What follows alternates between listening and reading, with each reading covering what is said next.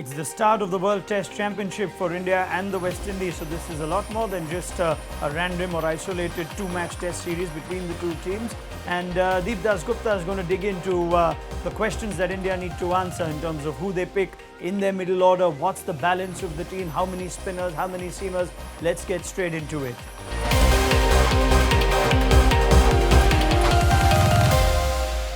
And like I said, Deep, it is the start of the World Test Championship campaign for both these two sides. Now, does that in any way incentivize the players a bit more? I know it's more incentive for the viewers, more context for the viewers. And as we look at the last 5 series between India and the West Indies in Test cricket, it's pretty good for India, a record that sees them win all 5 series, whether at home or in the Caribbean, including that series in 2011 from which only Virat Kohli and Ishant Sharma remain survivors. But does this added context of the World Test Championship just change the way players approach bilateral Test cricket now?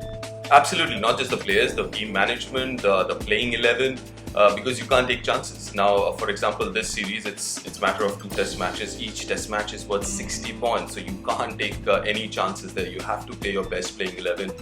You have to get your bowlers in. So there is no taking chances, and especially I'm talking about shortish series like this one with only 2 test matches, because every test match is worth a lot more. Yeah, I mean, the last time the West Indies beat India in a test was way back 2002. That wouldn't matter to these teams. None of these players were involved. And like you said, now it's time to look at playing 11s and not take chances. It might cost you to make errors. Let's have a look at your playing 11. And there are some questions that we're interested to see how India answer. One is how many bowlers, and you've gone for a 5-man bowling attack, which is something we know Virat Kohli likes. In the absence of Hardik Pandya, you've not been tempted to play the extra batsmen. So, unfortunately, Hanuma Vihari and Rohit Sharma would miss out. Ajinkya Rahane is the preferred option for you. And you've gone with both spinners in addition to Shami, Ishant and Bumrah. Let's start with that balance first. You're going for the extra spinner and the 5 bowlers ahead of the insurance of a 6th batsman? Yeah, and also keeping in mind that Jadeja is batting well. We know what Ashwin can do with the bat, especially against West Indies. So if you look at it, you've got to look at both the spinners, Jadeja and Ashwin, as all-rounders, maybe bowling all-rounders, but all-rounders nonetheless. So I don't see there's a depletion in the batting, because it's only the 3 seamers that you've picked, or that I've picked, can't bat that well. So you've got batting till number 8. So I think that's deep enough as far as batting is concerned. But it's imperative to win Test matches. Obviously, it goes without saying you've got to pick 20 wickets, and that's where you need 5 bowlers. And off late, if you look at the pitches in the Caribbean, they're batting friendly. They're flat pitches. So as I mentioned, I don't want to take any chances. I'd rather go with 5 bowlers and look at picking up those 20 wickets.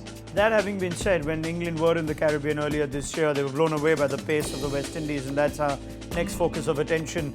The pace bowling averages for the Windies have been the best as hosts from April 2017 onwards, and they will bank on the likes of Kemar Roach, Shannon Gabriel, with Jason Holder, who's a vastly improved test bowler as well. Outstanding numbers for Jason Holder, an average of under 15 if you look at the last couple of years. In any way, does that make you think, all right, if the West Indies are going to come hard with pace, there may be a case again to play, if not an extra batsman, then does Rohit Sharma suddenly become more tempting a prospect ahead of an Ajinkya Rahane or Hanuma Vihari? I wouldn't say so, but as you mentioned, the West Indian pace attack is looking better than what we've seen in the last maybe 5-7 years, especially in Test match cricket. Someone like Shannon Gabriel, he bowled really well in the Test match that he played here in India as well, and obviously Jason Holder. But then you would back your top 5 to do most of the scoring, because I know with Ajinkya Rahane, it's been a big question mark in the last year and a half. I think the last time he got 100 was 2 years ago in Sri Lanka. So obviously there's a big question mark, and this is going to be a massive series for someone like Ajinkya Rahane. But I'm still going to back the top 5 to score runs, which includes batsmen who are in form. So I'm not going to worry too much about that. And also the fact that Jadeja is a much better batsman. So is Ashwin.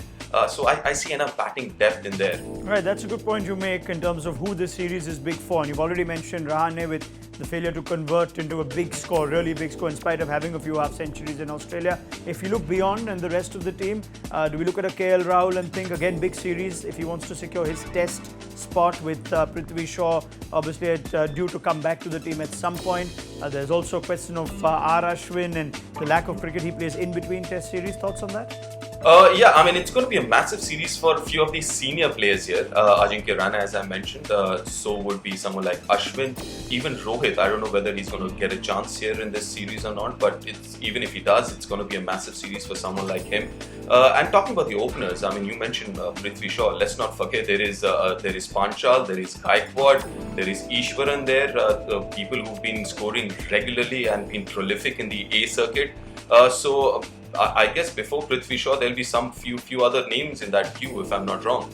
So it's not just about Prithvi Shaw. So KL Rahul, obviously, I mean, his white ball cricket, he's been really good. But red ball cricket has been questionable in the last year or so. But let's also be fair, because last one and a half years, it's been predominantly a away series, which has been very, very tough for most of the batsmen. So that's where, again, for someone like KL Rahul, it's a good opportunity to cement his place before all the other guys are given opportunity. Right, let's just have a look at what Antigua throws up in terms of numbers in recent times in Test cricket. And you have teams batting second, curiously, having won 3 of the last 5 Tests. There's 1 draw included in that. An average first innings score of 309. But we do see a result in 4 out of 5 games. So just the 1 draw is quite appetizing for the start of a World Test Championship prospect for both these two teams. And the Pacers average just under 29, while the spinners average closer to 40. It's the start of the World Test Championship for India and the West Indies. First test at Antigua on Thursday.